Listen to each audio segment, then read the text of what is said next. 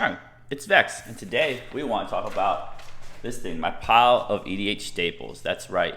If you've watched my channel for a while, you know that I make tons of EDH decks, and it's hard to keep up with moving cards in and out, in and out, and out. So what I've done over the last year of making decks is I've made a pile of staples. This is not a comprehensive pile of staples because it doesn't have everything like Shocklands and stuff because they're in decks and I don't have any extras until I open my secret layer, which is coming soon.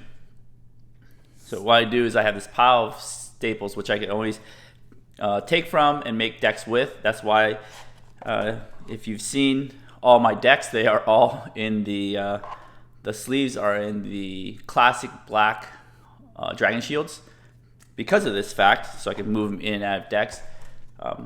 Sometimes with my deck text, I only have one or two of the cards. I know, crazy, right? You think I have a million copies of each, but no, I only have one or two of the cards, and I have to borrow from some decks, and it's easier to borrow with these same sleeves and everything. Anyways, so this is a pile I've started.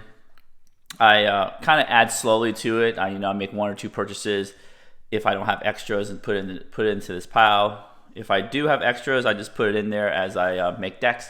Before we go through the pile of staples I have for Commander, as you can see, random like Secure Tribe Art is definitely a staple.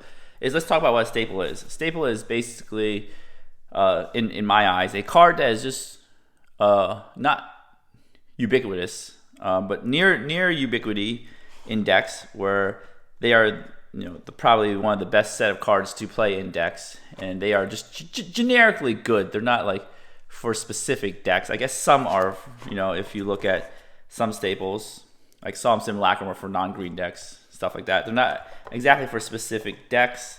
They are just generally good. I mean, I guess the Ozolith is for counters deck, but I pulled that out so many times I just put it in the staples pile. Then we have, Metallic Mimics for tribe decks. So they're good, generically good for a lot of different decks. Sometimes a specific theme, like tribes or counters, like that. But generally good for most decks. So that's what a staple is to me. There's different levels of staples. I consider something a staple, and then I consider an ultra staple. Ultra staples are an extremely small set of cards, which I'll get to in another video. Those are just staples and should be in every single deck of that color. For instance, Swords of Plowshares. That's the ultra staple of white. Every white deck should have it because it's just really good, clean, fast removal, exiles, and everything. All right, so let's actually go through this big pile of staples here. And if you notice, I'll just take out cards, sections of cards. If you actually notice, the blue and green sections are much bigger than the white, black, and red sections. I wonder why, because, again, I had a video on Simic Value Engine. Simic has so much good value, so many good cards. The green pile is insane because green is just so good. It's good at card draw, good at ramp, good at creatures. It's good at everything. So let's go through this one little section pile at a time. First, we have Wandering Archaic. That's definitely a staple. I have not included in that many deck texts because of its play pattern. If you have Rhystic Dice, Mothering Tides, Wandering Archaic in the mix, you kind of tax a little too much, but it's a very powerful card. And then let's go through the white pile here. I'll go through them quickly. We have all the way up to, I think, Midnight Hunt's out right now, so all the way up to Midnight Hunt. As I make more deck text such, I'll add more to the pile. I think the lands from Midnight Hunt have not been added to the pile, but I will want to add those to the pile as well. So I'll just add this to the pile and then periodically update the viewers on what I've added and such like that. I will remove some if necessary, if they just fall out of favor because a better card came by. So Esper Sentinel, new Mon Horizons 2. Again, another tax card, right? So you don't have all the tax cards, but sometimes you do. Keeper of the Accord, very good white catch-up card. Archaeomancer's Map, good ramp. Austere Command, there. Amira's Call. So I have this all in CMC or mana value order. Creature, then mana value order. So I can see them in random orders. Amira's Call. So I have these Mole double-face cards. Amira's Call used to be a big staple when it came out. It's fallen a little bit, but it's still really, really good. So have that Flawless Maneuver, good to make things indestructible. Free Spell, of course. Free spells are cool. Onto Inversion. Sajiri Shelter. This is out of order. Oh gosh, my OCD is killing me. So technically an artifact should be at the end, and then this should be over here. Okay. onto inversions, really good. Mono double face card, Smothering Tithe. This is like almost ultra staple level. Should be almost every white deck. And then if it does have a token, I add the token there so I don't have to like fish for the token. That's right, always include all your tokens. Oh my god, my stuff is all out of order. I must have messed it up. Swords of Plowshares, that's definitely a staple. I always have that. And I have the different picture. Sometimes there's 2 different pictures, but this is a cool picture, so I've just put that there. Oh my god, everything's out of order. Teferi's Protection. Now that is a staple. There's no other card that does what it does. So those are my white staples in colorless. The blue pile gets a little bit bigger, not as big as the green pile. Here we have Glassbore Mimic, again, mono double face cards. Amphibian Mutineer, good removal. I know there's a bunch of tokens. Lazatap Plating, good protection here if you don't have Heroic Intervention. Raven Form, good removal again.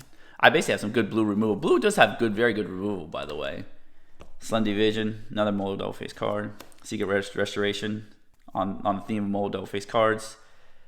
Dig Through Time, Treasure Cruise, really good draw spells because again, that's why I say always have good graveyard hate, because these two can just get you some use the graveyard and get you cards for cheap.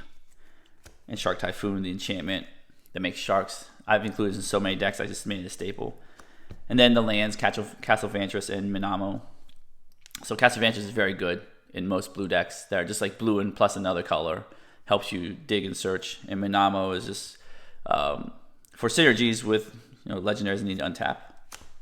Alright, that's the blue pile. Actually, I thought I had Pungify in here. I don't have Pungify and Rapid Hybridization.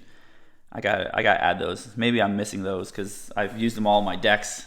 Alright, note to self, we're missing some of those cards. Gotta add those cards. The black pile, of course, a Sanguinate. I know people are like, oh, it's a boring finisher, but sometimes games need to end. Not all games have to be memorable. It is what it is. Sanguinate's really good.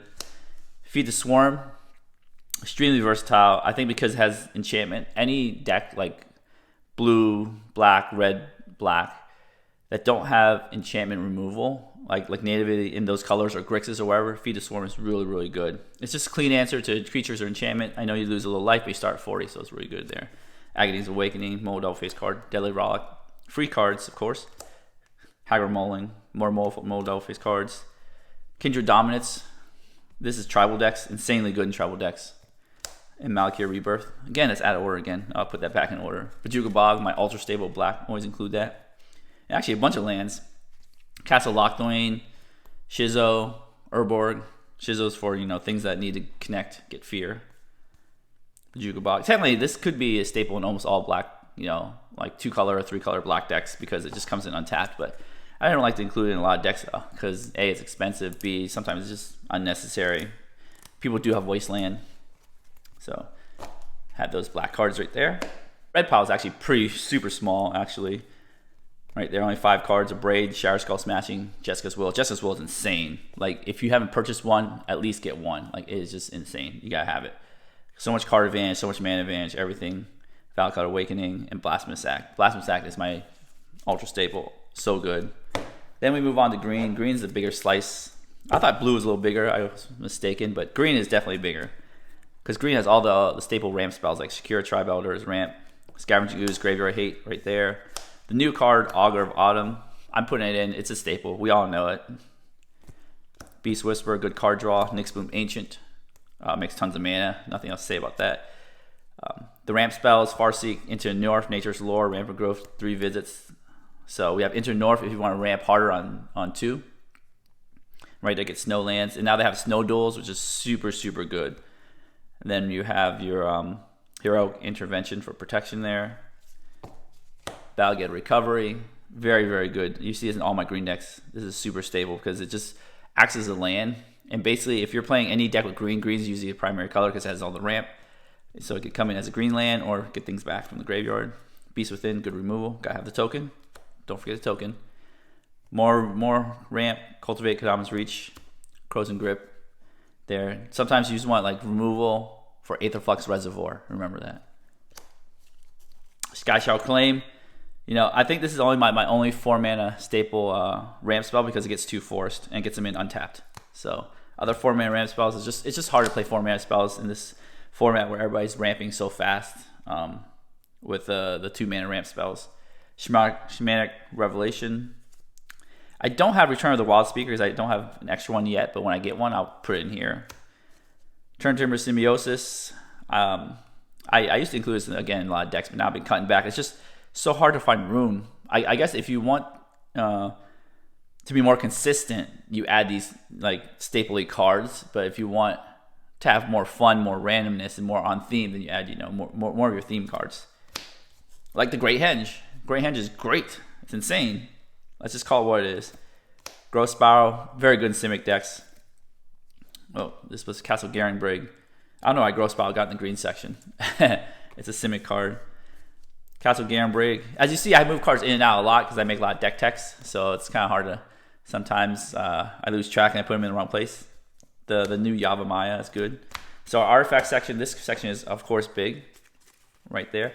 Where is our? This is supposed to be right here. This is our multicolored section. I only have one Growth Spiral. I need to have like English Unmaking in there.